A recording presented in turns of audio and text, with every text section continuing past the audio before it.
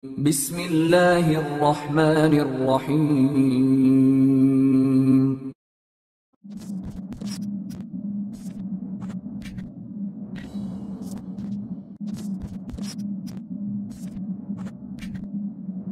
Assalamualaikum warahmatullahi wabarakatuh. Kembali dengan saya lagi.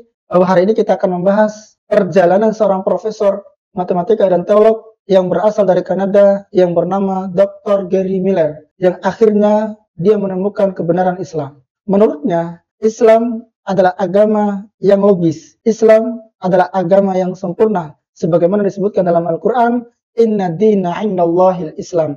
Agama yang sempurna adalah agama Islam. Dalam upaya mencari kesalahan dalam Al-Quran, awalnya Dr. Miller bekerjasama dengan para misionaris Kristen untuk melakukan penelitian Al-Quran dengan harapan menemukan kesalahan-kesalahan yang ada di dalam Al-Quran untuk kemudian menjadi alat pemurtatan terhadap kaum muslimin dalam tanda kutip yang masih awam. About 1977, I decided to have a look at the Quran. I never met a Muslim. I lived 100 kilometers from the nearest Muslim. See, what interested me was what non-Muslims said about Muhammad. There are books and books written about Muhammad that tell you, one thing we know for sure about this man, he had an outside source of information. One book I've got says the Quran was written by a committee.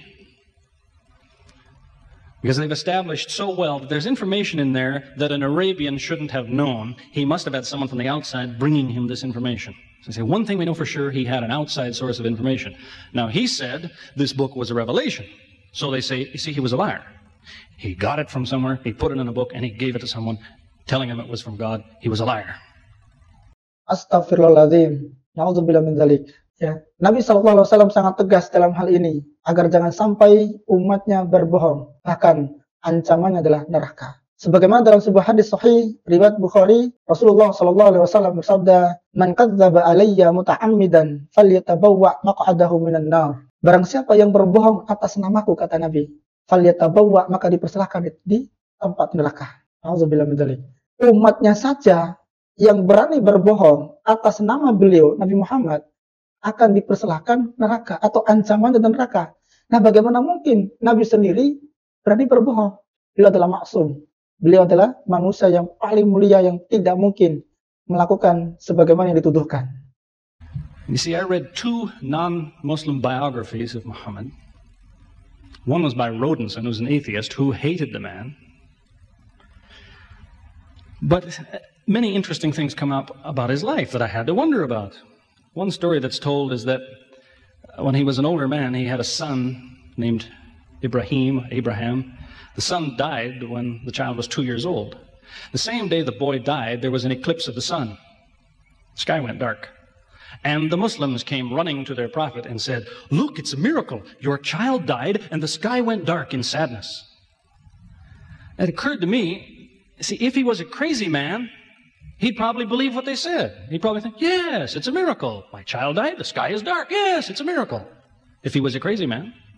If he was a liar, he would have taken advantage of it. He would have said, yes, right, my child died, the sky is dark, you tell everyone, it proves I'm a prophet. It's a miracle. But what did he do? He became angry with the Muslims. He told them that was nonsense. He was angry with them. How dare you say that? He said the sun and the moon are signs of God, and they don't worry themselves about the birth of a man or the death of a son of Muhammad. Doesn't look very crazy. Doesn't look much like a liar. Kisah putra Nabi Muhammad SAW dengan gerhana matahari. Salah satu momentum yang sangat penting yang ia pelajari adalah ketika putra Nabi Muhammad meninggal dunia bersamaan dengan terjadinya gerhana matahari. Nabi Muhammad SAW menolak klaim bahwa itu adalah mukjizat. Justru Nabi Muhammad SAW mengajarkan kepada kita bahwa terjadinya gerhana matahari sesungguhnya tidak ada kaitannya dengan kematian dan kehidupan seseorang. Has the Christian ever said, you want to prove I'm wrong? All you have to do is this. Has he ever done that? The Quran is filled with that kind of thing, filled with it. Saying, you want to prove this book is wrong? Do this. Prove it. Go ahead, do it. Filled with that kind of thing. There's an example of it that made a big impression in its day, during the lifetime, 14 centuries ago, of the Prophet of Islam. You see, he had an uncle named Abu Lahab. That was his nickname, Abu Lahab. This man hated Muhammad. He hated anything the man said. There's a little chapter of the Quran called Lahab, and it says about this man that he'll never change. It condemns him to hell, Jahannam. You see, if the man had ever become a Muslim, the Muslims would believe, well, now he's not condemned anymore. You see, for 10 years before Abu Lahab died, that was a part of the Quran. And the Muslims could come to Abu Lahab and say, do you know, it's been revealed to us in our book that you will never be a Muslim. God says you will never be a Muslim. For 10 years they told him that. All he had to do was say, well, your book is wrong. I want to be a Muslim. What do you think of your book now? That's all he had to do. He had 10 years to think about it. And that's the way he was. See, if somebody is your enemy, you don't come to him and say, you want to prove I'm wrong? Here, say this. Come on, say it. If all you have to do is say the words and I'm wrong, you finish me. He never did it. See, this is one of many cases of something that was offered that could have been falsifiable.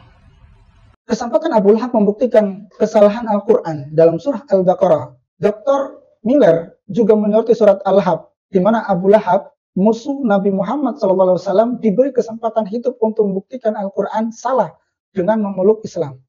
Namun, ia tidak melakukannya. Dan ini semakin mengukuhkan keotentikan wahyu Al-Quran. Memang betul, Abu Lahab itu Allah memberikan kesempatan hidup dengan harapan bisa bertaubat dan kembali kepada Islam.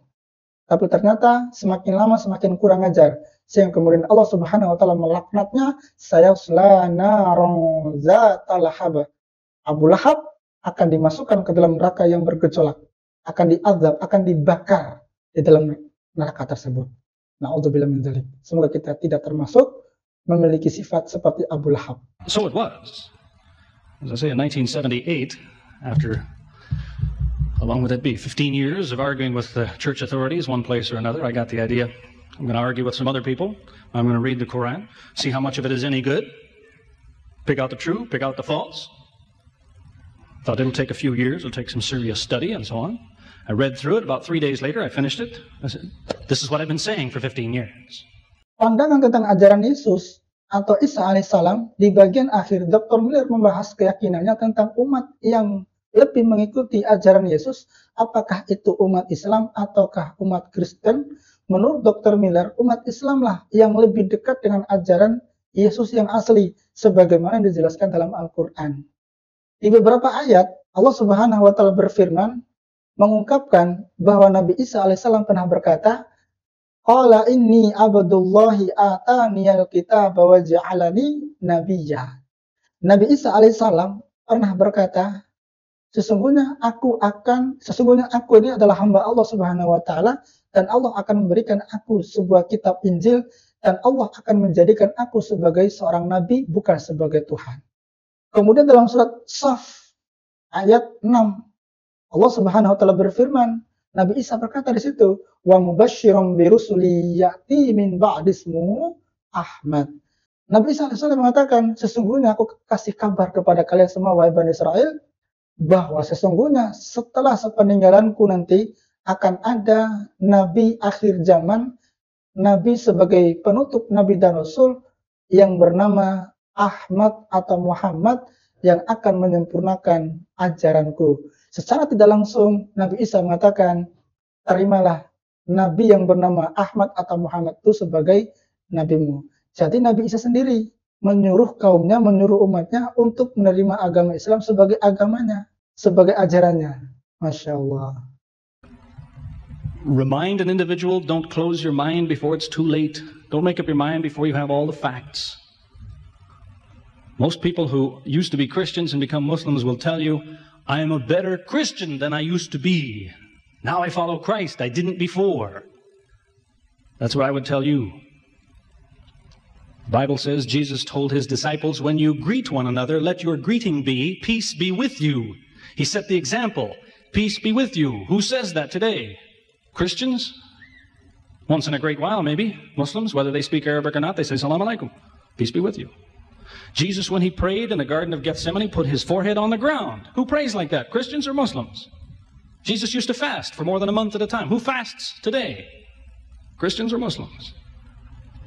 Who really is trying to imitate Jesus? Somebody said to me before coming in here, they said, the Muslims make Jesus out, they insult him and so on and so on. How, possibly, do they insult him? They lift him up. Up. They can't tolerate anything bad said about him. They would just as quickly tell you that, they say Muhammad Rasulullah means Muhammad is the messenger of God. They will just as quickly say Isa, Jesus, Isa, Rasulullah, no problem. Just as quickly tell you that because it's true. They occupy the same place. If God himself wants to make distinctions among his prophets, that's his business, not ours. Treat them all with the same amount of respect. May God guide us always closer to the truth.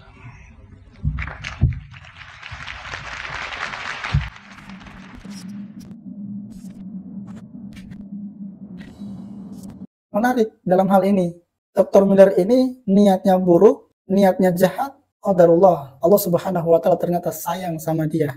Sehingga kemudian Allah Subhanahu wa taala memberikan hidayah dan akhirnya pun dia menerima dengan lapang dada. Saya teringat sebuah ayat mengatakan Allah Subhanahu wa taala berfirman, "Innaka la tahdi man ahbabta walakinnallaha yahdi man yasha." Pada ujung dari ayat ini adalah Allah Subhanahu wa taala akan memberikan hidayah bagi siapa yang Allah kehendaki. Subhanallah. Kisah Dr. Miller ini merupakan salah satu kisah yang sangat-sangat inspiratif.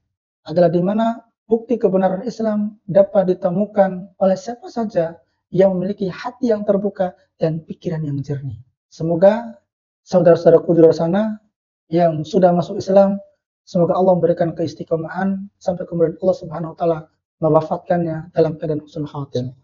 Allahumma amin. Demikian dari saya. Assalamualaikum warahmatullahi wabarakatuh.